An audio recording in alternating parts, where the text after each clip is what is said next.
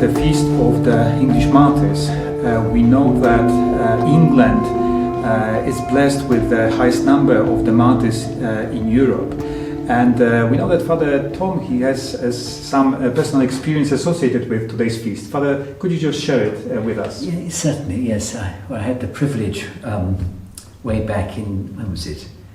1987, November 87, going on the national pilgrimage for the 85 martyrs who were beatified, English and Welsh martyrs.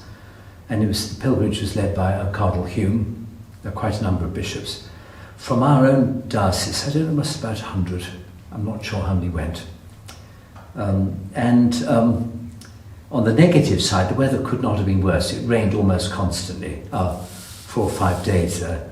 But there certainly were high points. And the biggest high point would have been the beatification in St. Peter's with Pope John Paul, St. John Paul. And I was very privileged that I was able to help with communion, which meant I was sort of very close to the altar and I could observe the Holy Father. And it's the whole thing was very inspiring, really. And in his homily, he emphasised especially to note the joy experienced by the martyrs from all different backgrounds, but of being chosen. They felt what a privilege to be chosen to shed their blood for Christ, for the Church, and that came over very forcefully. And then, yes. How many times did you meet the Pope? In total, or on that pilgrimage? Well, I suppose later on, I think the following day, that there was the pilgrimage, the sort of, what do they call it, the general audience, I think. But that was, otherwise we didn't meet him at all, really. Because in the evening, the Sun Vespers and Benediction was led by Cardinal Hume. That was much more a sort of family occasion. One of the interesting things Cardinal Hume said, emphasising that it's so nice that descendants of some of the martyrs were present, that he did also emphasise, you'll notice not a single woman was actually martyred out of the 85. He said the reason for that actually is because it was considered sort of not the right thing to do, to execute women. So they ended their days usually in prison, which was quite an interesting point, really. But again, there was a terrific atmosphere for the evening celebration, but not as solemn or grand, much more homely. And Cardinal Hume really emphasised that we are a family and how that the martyrs would be looking down on us and everything. So we had those two sort of wonderful events, which were definitely the high point. Do you remember anything in particular about the Pope, like how when he celebrated his Mass? Yes, did you... definitely, yeah. yes. It was, I felt rather, it just occurred to me now, a bit out of one's depth. I felt there was a sort of mystery. He was celebrating something very, very profound and much deeper. And he was absorbed in what he was doing when he was at the altar. And also that he felt he was carrying the weight of his responsibility and the whole world, because there was sorrow there, and in his deep sort of piercing eyes you could see there was deep sorrow, but also a sense of sort of vision, sort of looking beyond. And whenever he looked up occasionally, as he did at the congregation, he seemed to be looking beyond, into the distance. That was very, very powerful, really. But at the same time, there was quite a sort of light touch in his words as well. The other thing he began his homily by quoting from St. Thomas More, in saying that he died the King's good servant, but God's first. And so you felt he really understood where we were coming from and everything. And then he kept referring to the martyrs and how much we could learn from them. And it was very... he was very much talking to us in the present, as well as having this wider sort of vision. But that made certainly a deep impression. John Paul II, he was known for his desire to make the point that there are so many saints, and there were so many saints among us. And do you think that there's anything special about the English martyrs? Like, obviously there are, so many saints from other parts of the world. Whereas, what about this? Maybe there's something specific about the martyrdom of the English saints. I think one of the interesting things about the martyrs at the time of the Reformation was you had this complete cross-section. Ages, status, some were from noble backgrounds, some were very poor, men and women, those who were very educated, those with very little education. You had a complete cross-section, so we could all relate to them in a way. We weren't to feel that it's not for us, so we did feel very much we were being challenged, and the fact that there were descendants of the martyrs present on that occasion sort of brought it all home to us as well. Certainly one came away sort of very inspired and making all kinds of resolutions. One of them I noted was that from now on I would not complain about anything, Anyway, I failed to keep that. But yes, it was a wonderful privilege. And yet I wasn't that keen to go. I remember at the time I was not that keen to go. But I'm just so glad I went, And I forgot to mention my parents came as well, which was very good. So I could share it with them. You mentioned St. Thomas More. Were there any others that sort of you remembered in particular? Mentioned on that occasion. I don't think... I can't remember the names of those which Cardinal Hugh mentioned, but they were, I think, mainly from the north of England. But St. Thomas More sort of stood out, really.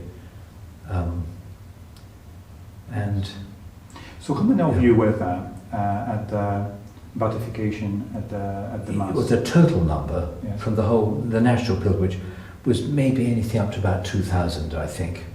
Maybe not as many as that. So there was a group from our diocese as well? So from our own diocese it was 100, possibly 200. Mm-hmm. I think maybe a total of 2,000 is being a bit optimistic. Perhaps there weren't that many, because I know we were one of the larger numbers. And it was shadowed out. Bishop Gordon Wheeler, retired bishop from Leeds, gave an excellent homily. I remember that. But some of the masses were just our own diocesan masses over at the English College. And at the time we had four of our students were in Rome, and they were very, very hospitable, and they joined us for as much as they could. There were lots of little anecdotes, really, memories. What is the benefit of going to Rome rather than celebrating that here on the spot? Yes. I think the main reason for going to Rome, it's the links with the apostles, isn't it? Peter and Paul. And that's why we are strongly encouraged to visit their basilicas, which was built over there, where they were buried, I think. And so you had St. Peter's, St. Paul's outside the walls, then the other two great basilicas, St. Mary Major's and St. John's Lateran. So during our short pilgrimage, we visited all four. We also did a lot of sightseeing and visited some of the other basilicas as well, and the catechumens. We had a day trip outside Rome. We went to Subiaco, which was again another high point, where St. Benedict had spent 3 years in a cave. This is about the year 500, trying to discern God's will, and after that he founded his order. But he lived in sort of solitude there, and a friend used to lower his food down a rope, and he was on the face of this very sheer sort of side of the mountain, where there's a small monastery built over the cave. And we were then again, torrential rain. And when we arrived, there'd been a power cut, so everything was in candlelight. It was terrific. It was a great atmosphere. But to look out, you could see that's exactly the same view that St. Benedict would have had just across the valley, a very steep valley. And he was there for 3 years in all the different seasons of the year. And at times he must have felt fairly desperate, but a time of discernment. So that was another important message I think we took from the pilgrimage, was the value of solitude. And we all need that in order to discern what God is asking us to do. So that was definitely another high point of the pilgrimage. Do you think that there's any message we should proclaim, we should give to the world nowadays regarding the today's feast, the martyrs, English martyrs? I think, yes. I'd say we need to be very, very thankful for the gift of our faith. When so many do not have any faith at all, that we need to really appreciate this wonderful gift we have been given, and just how important it is, and to challenge ourselves. What kind of witness do I give today, and do I have enough courage? And it's not as if we're left on our own. That the Lord is with us. He's there to support us, and that's why they were able to go, I think, rejoicing to their executions and things, is because the martyrs were very aware that the Lord was with them. Not only they had heaven to look forward to, but he hadn't deserted them. He was present, and the Holy Spirit was guiding them and helping them. So I think, yes, the message really is to thank God for our faith, and to be much more upfront about our faith. And also the other element I've not touched on would be that unity, Christian unity, which did come out quite strongly during the pilgrimage. And we must be looking for opportunities more and more to share our faith with fellow Christians and share the mission of the Church, the mission of Christ. Thank you very much, Father Tom. And I'd like to invite you also to share your stories. Maybe there's some story of your devotion to one of the saints. Maybe there's some other recollection of your visit to Rome, or maybe to some shrines. You are most welcome to share that with us. You can do that by recording that with your mobile, as easy as that, with the landscape mode, and then you can send it over to us, to the office, or to the parish website, and then we can see, maybe it will inspire others also to remember and develop some devotion, some relationship with the saints. Thank you very much. God bless. Thank you. Thank you. Thanks.